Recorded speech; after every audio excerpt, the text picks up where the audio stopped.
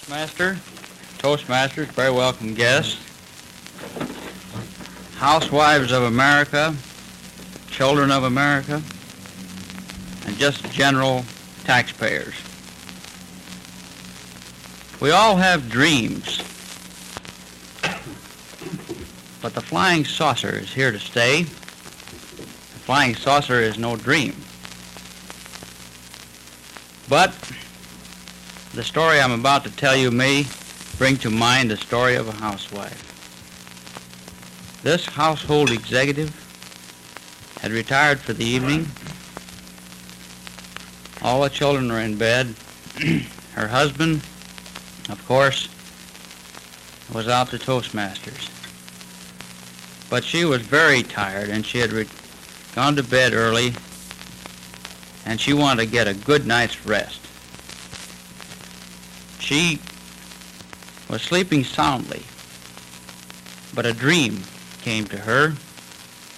A very dark and handsome gentleman came to her bedside.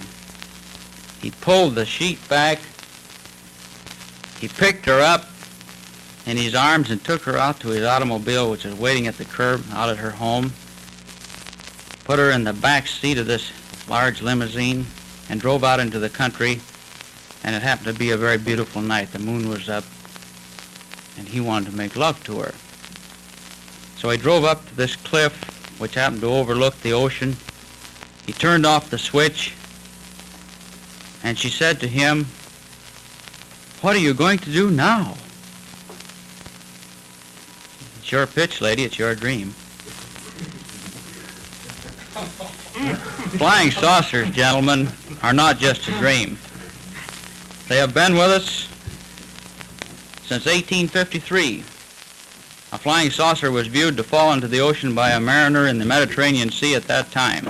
He reported it to his nation, to his superior officers, and they gave him 3 months' leave. They just felt that he'd been at sea too long.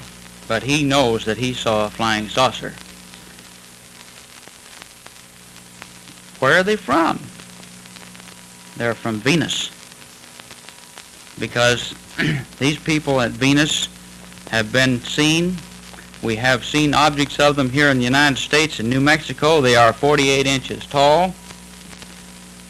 The distance from Venus is equivalent to a space travel of about 2,500 miles per second. A flying saucer can travel that fast. The flying saucer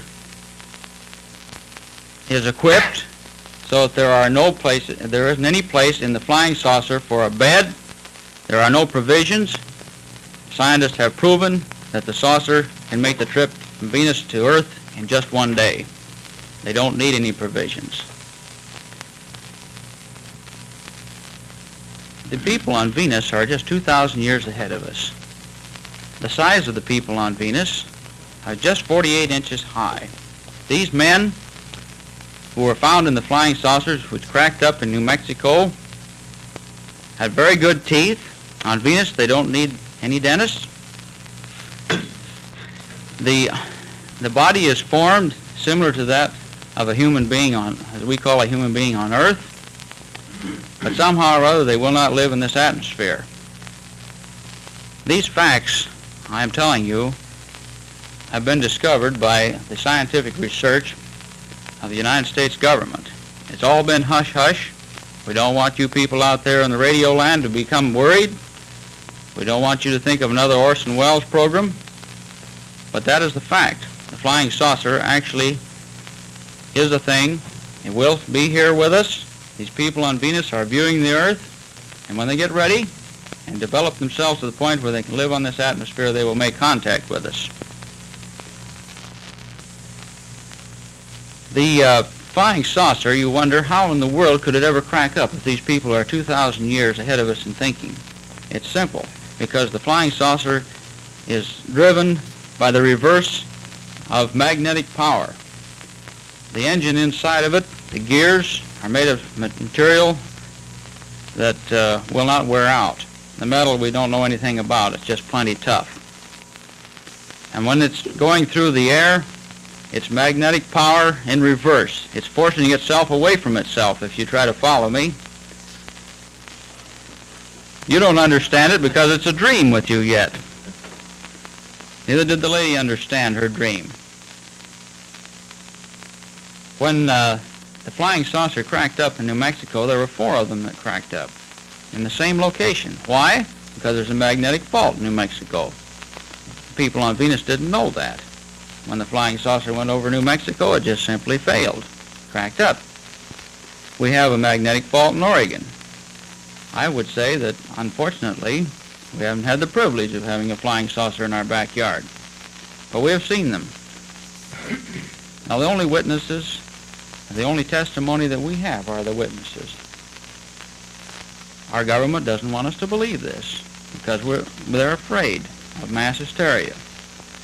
But the flying saucer was seen by an Idaho businessman who had his private plane, and he was traveling from Boise, Idaho to Portland. The flying saucer traveled with him.